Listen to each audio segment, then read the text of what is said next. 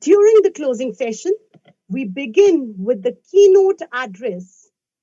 We have with us Jeni Tennison from the Open Data Institute, UK. Jeni Tennison is Vice President and Chief Strategy Advisor at Open Data Institute. She gained a PhD in AI from University of Nottingham, then worked as an independent consultant specializing in open data, publishing and consumption before joining the ODI as technical director in 2012, becoming the CEO in 2016 and the vice president in 2020. Welcome, Jeni, from UK, and we are really privileged to have you here as our keynote speaker during the closing session. Thank you so much. It's a real pleasure to be here, and thank you so much for the invitation. Let me just share my screen to make sure that I get my slides up. And hopefully you'll be able to see that. So it's a real pleasure to be here today, and once again, thank you for the invitation. I have huge admiration and interest in the work that is going on in India around different data governance approaches and data stewardship approaches, and I've been able to listen in on some of your sessions today, and it's been fascinating seeing the activity and the thinking and the practices that you've got in place here. So what I was going to do is just reflect on some of the experience and some of the lessons from our work in the UK and also internationally at the Open Data Institute. And from listening to the sessions earlier, I think much of this is going to be very familiar to you and very resonant. But also, I hope might give you some ways of thinking about some of the challenges that we all face around open data and different kinds of ways of approaching them. So just a bit about the Open Data Institute. We were founded in 2012 by Sir Nigel Shadbolt and Sir Tim Berners-Lee. And we're an international and independent not-for-profit that is based in London, but we do work all over the world. And our vision is to have data work for everyone. We want people to be able to make decisions off the back of data and also be protected from its harmful impacts. Part of the way that we think about data is that rather than kind of working from data up, and I'm a data geek, I love data, but what's really important about data is what impact it can have in the world and how it changes people's behavior and actions. So we tend to think kind of from the goal and the purpose of data back to data. So we want to have lots of different people and organizations being able to make informed decisions quickly using evidence and data. And usually the people who are making decisions can't dive into data themselves. They use tools and analyses and products and services to help them make sense of data to help support their decision making. And then we have the people who are collecting data, who are maintaining data, who then need to make it available to build those tools and services so that those decision makers can make decisions so that we can have that impact in the world. And it's very important to think about data not just as being a good in and of itself, but about what kind of impact it can unlock towards the challenges that we all face. And we see two challenges, two big kind of dystopian visions of what the future might look like around data that we really want to head off. And some might say these aren't like future visions, these are visions of what data looks like right now in our lives and in our societies. So the first dystopia is around data hoarding. It's where organizations take an attitude that data is oil, that they want to use it just to make decisions within their own organization. And that means that only very narrow sets of decision makers get to use data. We don't unlock its full potential for the full set of decisions that could be made off the back of data. We also have a very restricted market of intermediaries building tools and services on data, which in itself is a problem if you want to drive innovation and growth and opportunity. And we have issues of data extraction. So where the communities about which data is collected then get decisions made about them rather than with them. So this is a dystopia that we want to head off, and we believe that driving openness around data, openness in our data infrastructure, in the capability that there is around data, and also driving innovation towards good, impactful purposes is how we avoid this kind of data hoarding dystopia. But there's another problem, there's another dystopia that we could be heading towards, and that's when we get so concerned about the way in which data might be misused, mishandled, that we stop using it, that we don't collect data that could be useful, don't use it when we have it, that individuals or communities withdraw consent for the use of data, or that people provide misleading data because they're worried about how it might be misused.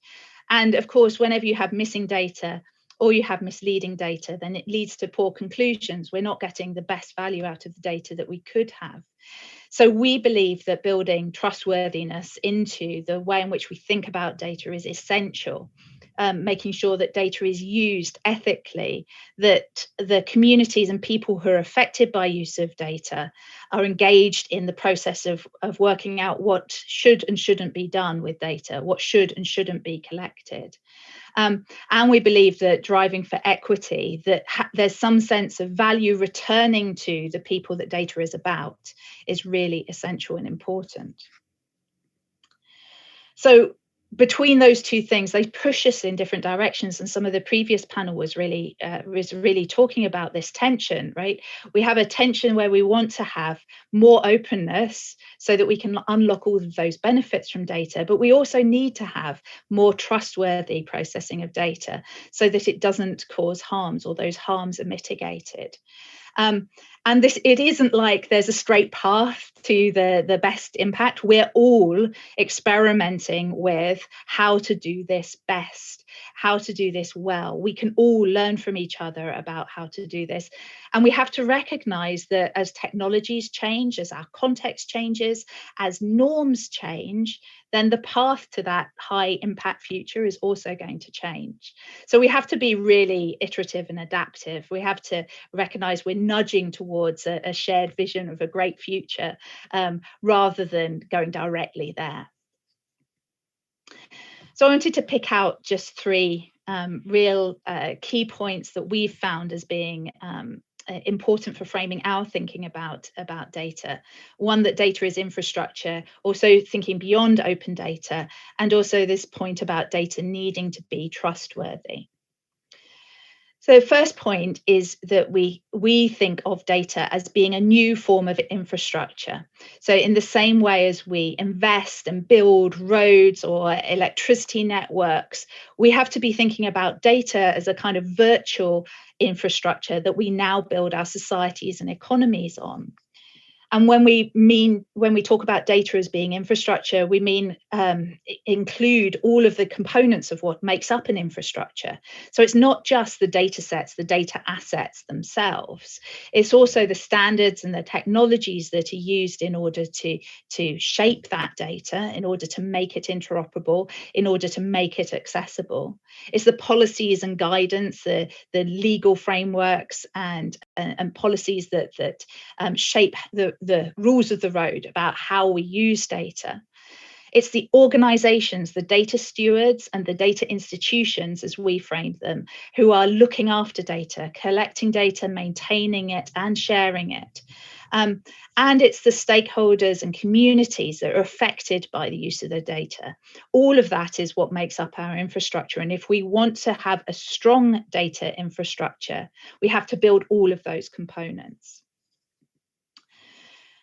The key points that we found, or key challenging areas that we found around this, is first of all that we have to recognize that building and maintaining data infrastructure, it takes money, it takes investment, it takes time, it takes capacity. And many of the tensions around data come from the organizations on whom that burden falls, the data stewards and data institutions, also needing to find some way of making it sustainable, as was touched on in the last panel, and building those kinds of sustainable business models, or in some way getting some value back from making data available to others, is really essential. It's something that we really need to tackle. We've been doing a lot of research at ODI about what kinds of models data institutions can use to provide for that kind of sustainability. Second point I want to make is that governments, we often think of governments as being the source of particularly open data, but they're also consumers. And that's particularly the case when, as in every government, you have multiple different departments and silos and different public bodies. You have more local government, you have central government, you have regional government, and all of them need to collaborate with each other. We need to recognise that open data can be a tool for government itself, not just something that government makes available for citizens and for businesses. And also recognise that government could make use of open data from other sources as well. And that's how we get more open data out of, say, the private sector or community-generated data being used by government to inform its choices, I think is an area we really need to push on. Third thing here is about the private sector. So as I say, I think private sector needs to be an active collaborator around open data, not just a consumer of it. We need to adjust the kind of balance there. In just the same way as the private sector has adopted open source, we need them to adopt open data. And the economic characteristics of data mean that government has a strong role to play to get that market of data exchange between businesses, as open data, or as I'll come on to, more shared data, is really essential. Final point that I want to make is that there are amazing new ways in which we can collaborate around data. And we often just think about organizations making available the data that they have and that they hold and that they collect. But we also collaborate around data. Initiatives like OpenStreetMap, where we have multiple organizations collaborating with a shared output, a shared data commons, I think are essential for making our data infrastructure really strong and robust. The second area that I wanted to talk about was how we think about open data in the context of other data. And again, this was touched on in the last panel. The open data has particular kind of characteristics. It's data that can be available for anyone to access, use, and share. And there's some data that can't be available for anyone to access, use, and share, because it would have detrimental consequences if that was the case, whether that's on personal privacy, on national security, commercial confidentiality, or actually environmental sustainability. So one of the projects that we've been engaged in is looking at data about endangered wildlife. We don't want that data to be open data. So we think of data as living on this spectrum. You know, you have open data, data anyone can access, use, and share at one end. You have closed data that is just maintained within an organization at the other end. But there's a large spectrum of shared data and different models of sharing data in between. And we need to make sure that our open data really fits in that kind of model, that open data is used to support initiatives like data portability, where individuals get hold of data. And that open data is also used to support initiatives where we have more shared access to say, aggregate data sets, say, for research purposes. So think of open data within that broader context, not just as a standalone thing that is outside of the rest of our data infrastructure. It needs to fit in and support the other kinds of access that we provide to data. And my final point is around trustworthiness of data. So for us to be able to take real advantage of data and ward off that data fearing dystopia I talked about, we need to be able to trust it. And from the sessions today, then I've heard two kinds of ways of thinking and talking about that. There's one aspect that is about trustworthy provision. How can we trust the data that we receive to really be able to rely on it, to understand like how complete it is, how accurate it is, what kinds of distortions might have been introduced through a methodology that was used in order to collect it, what the motivations might have been of the organization that collected it, what they might have missed. And we need to do that in order to understand what decisions we can make off the back of that data. And the second aspect is how we use data and what the implications are and impacts are of that use, being able to think about the consequences that we want to come from the use of data, but also what unintended consequences might arise, being able to monitor the actual impact of the use of that data so that we can adjust what we do. And those two aspects are both really important, particularly as we need to recognize it's not just about personal data where those impacts are important. Open data can lead to negative impacts in and of itself, even when there's no personal information within it. If there's open data that is more detailed and granular in, say, richer areas and less detailed and granular in poorer areas, it contributes to inequities. One tool that we produced at ODI, which may be helpful for you, is the Data Ethics Canvas. It's just a set of questions to help think through for any data project, what you can rely on in that data, what engagement you need to do, what the impacts might be, in order to adjust the way in which you use data. So that's all I wanted to share with you today. Again, thank you very much for having me. Just to reiterate my points, data is infrastructure. It's not just about open data. And please think about the trustworthiness of data as you are using it. Thank you. Thanks a lot, Jeni. Thanks for the keynote address. You have very appropriately discussed the lessons and challenges in open data. You have correctly pointed out that technology, as the technology is going to change, we all have to be more adaptive and agile.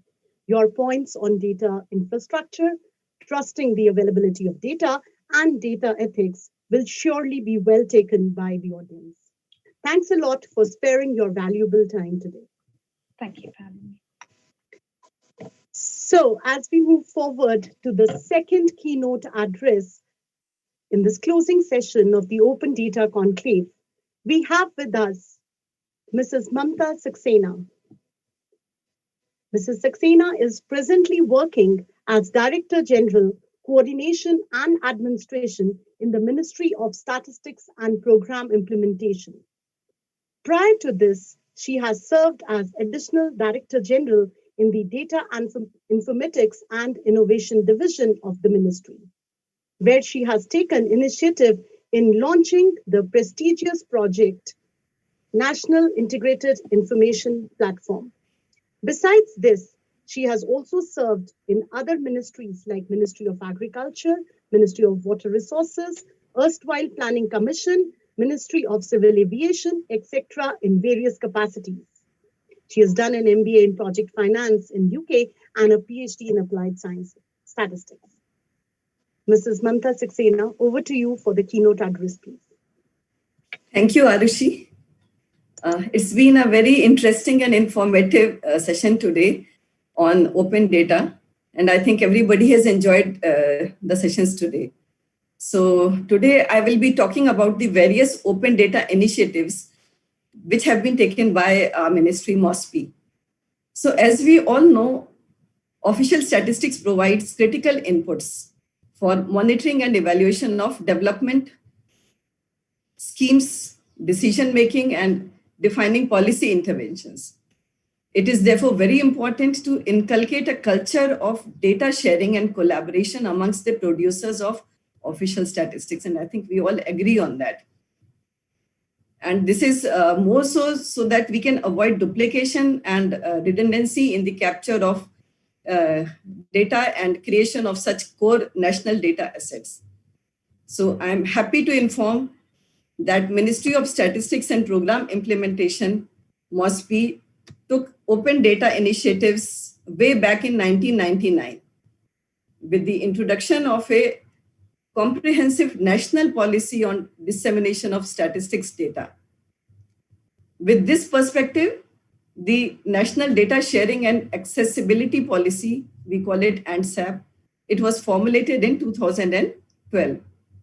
The NSAP defines the guidelines to facilitate access to the government-owned shareable data sets with various users in the public and private world and in a preferred data format. Aligned with this NSAP, the Open Government Data OGD platform, which is www.data.gov.in, was launched in 2012. I am pleased to say that Ministry of Statistics and Program Implementation is a key contributor to the OGD platform, providing an integrated data repository of data sets, documents, data analysis tools, metadata, etc. As you all may be aware, MOSPI collects, compiles, and disseminates data on several key industry sectors, census, and large-scale surveys across the country. All data sets which do not compromise the nation's security if made public and do not contain the identification particulars of individuals or establishments are classified as shareable. So for these shareable data, aggregated information such as national accounts, consumer price index, index of industrial production, annual survey of industries, reports of national sample surveys, etc., they are provided open access to all users all over the world. However, primary or unit level data collected by MOSPI through surveys or censuses is given through filters of data anonymization to suppress the individual or establishment details to users who register on MOSPI website. And all this is given free of cost. A third layer comprises of such data which is restricted in the sense it is given to the parties which need it, and it is some priced, such as maps for areas where surveys or census is conducted by MOSPI. It is a priced data, but it is made available to people who ask for it. So then there are other critical data sets which are outside the purview of shareable data sets. Such non-shareable data sets, they may include maps of military or paramilitary areas where fieldwork was conducted, data sets that reveal the identity of individuals or establishments participating in these surveys, intermediate data scrutiny tables used by MOSPI in tabulation process, and data which is received from some other ministries which define as non-shareable by the source ministry. So that is not shared by anybody. One of the most important factors here is the dissemination of data, which is governed internationally by internationally accepted principles of openness, equitableness, flexibility, transparency, legal conformity, quality, security, accountability, etc. So MOSPI provides access to not only to the macro and unit level data, but also to the attached metadata calendar of release of data, etc., through the metadata and microdata links which are provided on the MOSPI website. I wish to inform that we are adopting internationally accepted formats such as SDMX for aggregated data and IHSN for unit level data for sharing data. MOSPI also serves as the data exchange partner for national level statistics and sustainable development goals, popularly known as SDGs, data with the various international agencies like United Nations, World Bank, UNESCO, etc. MOSPI has recently taken up the implementation of National Integrated Information Portal, which is known as NIIP, that would strengthen the support for open data policies for which MOSPI has been a torch bearer throughout. The NIIP is a flagship initiative of our ministry, which is aimed at setting up of a national data warehouse for official statistics, which would provide integrated or aggregated national statistics. This would provide real-time monitoring of in Indian economy, leading technology interventions for user-friendly visualizations, advanced analytic technologies like artificial intelligence, AI, machine learning, or big data, etc. Whereas numerous efforts have been made in this direction, I would also like to outline the humongous amount of work that lies ahead of us to make open data vision a reality. Large volumes of government data still reside in silos of the ministry's websites and are often not available in machine-readable format. The quote, "Data is the new oil," is being strengthened even more with the advent of emerging technologies like artificial intelligence and big data. In this era that is coming to recognize the importance of data, open data is like a gold mine waiting to be explored. The potential that these technologies have in terms of exponential benefit for public goods and economic growth is enormous. Open data can be a powerful enabler of public accountability, making it easier to analyze, process, aggregate, and compile data. However, it is very critical to align to the national and international standards of data privacy and data security and institute measures so as to avoid any potential misuse of data while data is curated on a public platform. Thank you.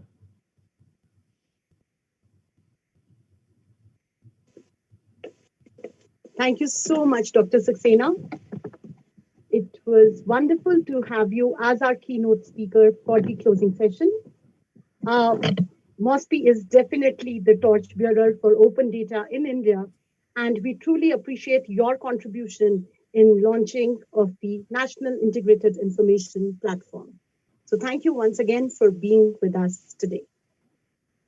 As we now come towards the end of the one-day Open Data Conclave, we have with us Professor Jeni Chhatre, Executive Director of the Bharti Institute of Public Policy and the Principal Investigator of the India Data Portal Project at ISB. Professor Chhatre, over to you for the summary of the day-long deliberations and your closing remarks.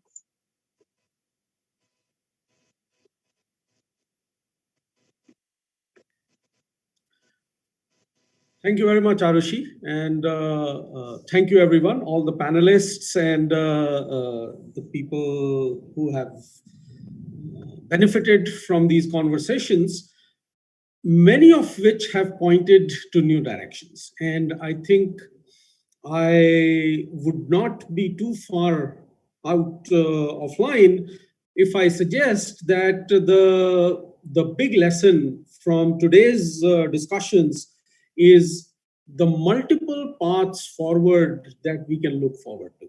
It's not one trajectory, it's not one direction, and the future of open data is multifarious. Like, to paraphrase, like love, it's a many splendored thing. And we learned about many of these dimensions today, most of which I suspect all of us were aware of, but it is very useful to have people who can bring these dimensions into sharp relief.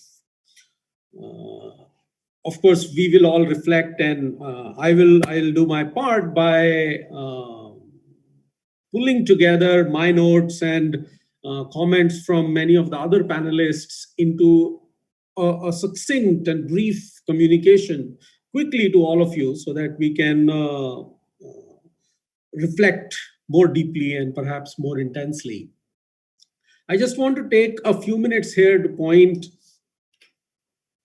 to some of these milestones that we can look forward to and that I can start planning for. And many of these, almost all of these, will require new collaborations and strengthening and deepening existing relationships. One is of course, again, paraphrasing Mao this time, the idea of let 1,000 flowers bloom. It's really amazing to see so many efforts that try to bridge this gap between useful data and usable data. There is a lot of data, and it's increasing, that is available in websites or places where it is easily accessible, but it's not readily usable. And a lot of effort and a lot of meaningful effort is going into making data usable. I think that is a matter of great celebration. It's important for us to understand the data that government collects and makes available, which is increasing exponentially even as we speak, still needs to be made usable. And we cannot expect the government to do everything. And it's, I think, unfair on two counts. One is our role as civil society partners is to provide an independent perspective. While collaborating with government, we have to maintain some distance and therefore provide this service so that the citizens at large are still able to use the data that we make usable, with the trust that comes from independence and autonomy. So it's government data, but it's not made usable by the government. And wherever possible, it should be a collaborative effort. And I believe that the level of attrition, the degree of resistance that used to be there even 5 years ago is going down. And it's easier to get data that is not already open. And more data sets are now being made available, even though not always in formats that are easy to collate, compile, and convert into usable formats. So the more such initiatives there are, the better we will be able to bridge this gap, the gap between large amounts of data and the need to make it usable. The second possibility that I see was thrown up in today's conversations was the spectrum of actors, both in terms of the producers, the arbiters, the translators, and the users of open data. Who wants it? Who needs it? Who produces it? And as more and more data is not only produced, but also made available in near real time, the number of actors who are participating in the production and consumption of data has also increased exponentially. That expands the possibilities for both discovery, which is to find insights from data, but also in terms of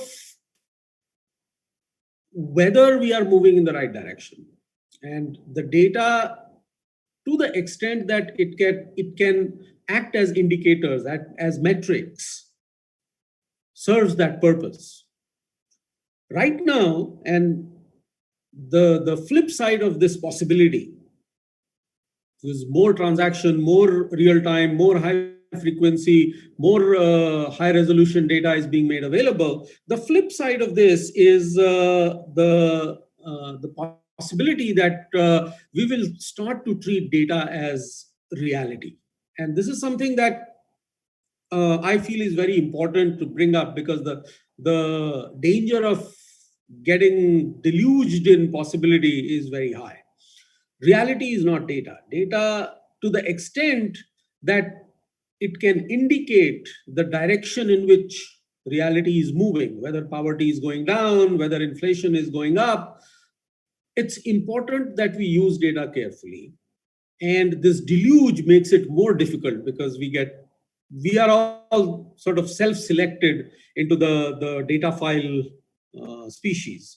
So it's very easy for us to get carried away. And it's not just a question of whether the data is right or wrong, correct or not, and so on, or even trustworthy. It's just that not all data is always useful, no matter how usable it is, in specific contexts. And Jeni already pointed it out that some data is probably worth protecting and not sharing openly. Data about where tigers are in the landscape, perhaps it's not a good idea to make it openly and publicly available for poachers to find out. And the inequity that is often inherent in many of the data sets that we collect or are collected automatically because of digital transactions will potentially serve to increase inequalities, even if that was not our intention.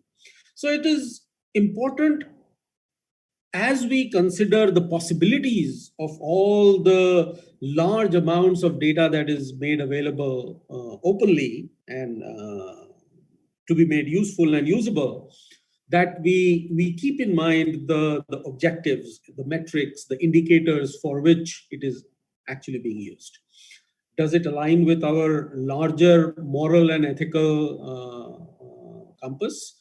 And if it does not, then more data is not always good data. Which brings me to my third point, which is collaboration.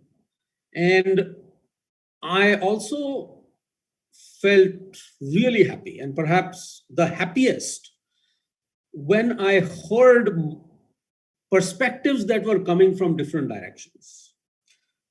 I think about 10 years ago, and that's a very small blink of time, literally, most of the people who were engaged or talking about open data were data scientists. They were computer scientists, nerds, geeks, no matter what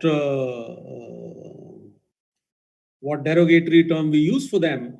They were the ones who led this revolution and convinced all the rest of us that it is actually useful to think about how to get this data into shape that will provide insights for us. What I see today is the wide variety of people, persuasions, and disciplines, occupations, interests that are converging to open data as consumers, as producers, and both. There are journalists, there are researchers, there are civil society organizations. All of them are sort of finding themselves on the same page. And that has taken a lot of effort. It's not an accident. And it warms my heart to see this over the course of discussions today, how much distance we have come, we have traveled. And the possibility of real conversations, collaborations, and the depth and intensity of cooperation between people who come from different training, different perspectives, different experiences on open data is at its peak today. Or peak not in the sense of it will become lower from now onwards. It's not the peak of the COVID infection process. Peak in the sense that it is continuously increasing. And I was very happy to see today, for example, in a panel, the chairman of Bharat Krishak Samaj talking to the editor of Gaon Connection that represents rural areas through rural correspondents, as well as journalists from other persuasions, including digital media. 10 years ago, we could not get them together onto a same panel, and they did not have a common language. Today they do. I think we all have contributed to this. We all deserve credit for the state of positive energy that we find ourselves in today. And I believe that the large number of people who have participated in today's conclave and the diversity of panelists that we were able to very easily persuade, we did not have to make the case at all to any one of them. Both of these point to a bright future. At the same time, we also want to be able to take stock at meaningful intervals and milestones to make sure that we retain a moral compass around data. We do not get carried away. And to the extent possible, keep each other honest through cooperation and collaboration. So I want to close today's deliberations and with a promise that we will do it every year. And I hope that we will come back again next year with more stories, of course, with more people and with better collaborations. Thank you very much. Thank you so much, Professor Chhatre. Thanks for the closing remarks, and you have actually comprehended the entire sessions of the day in such a proper manner. Thank you so much. I would also take the opportunity in the end to thank our own team, the ODC team of ours, who have actually worked very hard for organizing this entire event today. We also have team members from the Bharti Institute of Public Policy and the India Data Portal team who were involved in this day-long deliberations at the back end. Thanks to the Dreamcast team, Vinay, Apurva, and the entire team for your support and for making this possible for all of us. So thank you once again, ladies and gentlemen, for being a part of the Open Data Conclave by the Indian School of Business. Thank you so much.